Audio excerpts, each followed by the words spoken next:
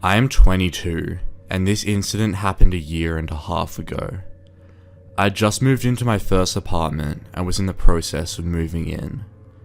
The door that led into my apartment locks itself automatically when closed.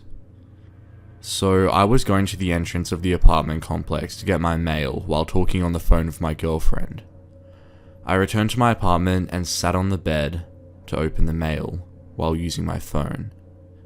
I dropped the phone on the floor and it landed under the bed, so I had to lie on the floor and stretch for it. I saw something that caught my eye. There was someone under my bed. My eyes widened and I choked the urge to scream.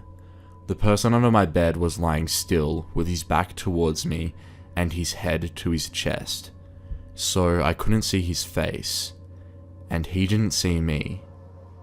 Trying to be rational while so many thoughts rushed through my head, I picked up the phone and said, "Sorry, I dropped my phone. I'm just gonna take a shower and call you back."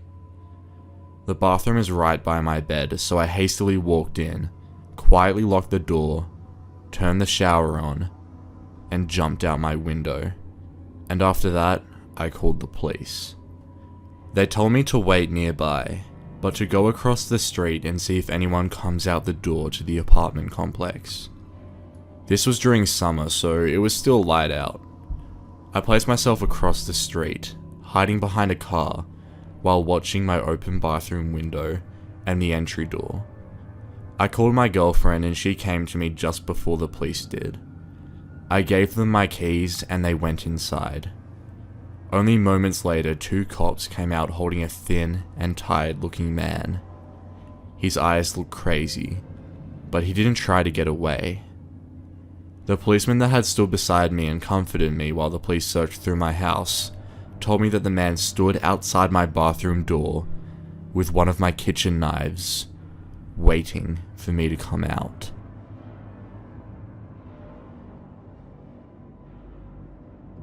This happened to my parents back in the late 80s. They were in their mid-20s when this all occurred.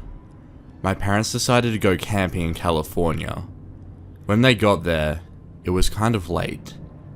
My mum was sitting down on a log while my dad was unpacking the truck. While sitting down, she heard walking around the campsite. So she went and quietly told my dad she heard someone walking around. They got the fuck out of there, just in case.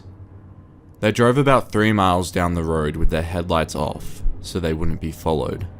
Once they got there, they set up camp and began to drink their asses off while listening to a boxing match on the radio. Eventually, they settled in for the night.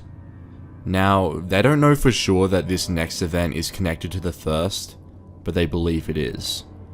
So, they settled in and my dad was asleep far before my mum.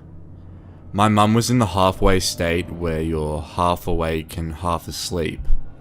Suddenly, she heard footsteps outside the tent. She abruptly snapped back to consciousness and listened. She tried waking my dad, but he was way too out of it.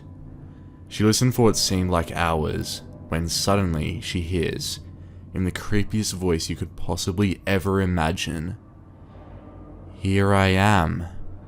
I am going to kill you." While saying this, a man ran, what she believes to be a knife, along the tent. She could hear him walking and dragging the knife. She was literally frozen.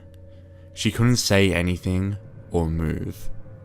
With her mouth agape, she finally snapped out of it and screamed, "Jim, grab the shotgun, kill that son of a bitch." With that, my dad finally awoke. They heard snapping of twigs and footsteps, and heard the guy running away. Of course, my parents didn't have a shotgun. It was a huge bluff that actually worked. My dad got up seconds later and began to run after him, but he was long gone. After that, my parents decided they were getting the fuck out of there before anything else happened, when they saw their tires were slashed.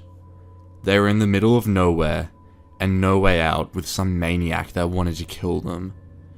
They actually tried blowing up their tires with one of those things used to blow up rafts. Obviously, that didn't work, but they had to try, right? About an hour or so later, a ranger that was patrolling the area came along and helped them out. He brought them back to town so they could get their tires fixed.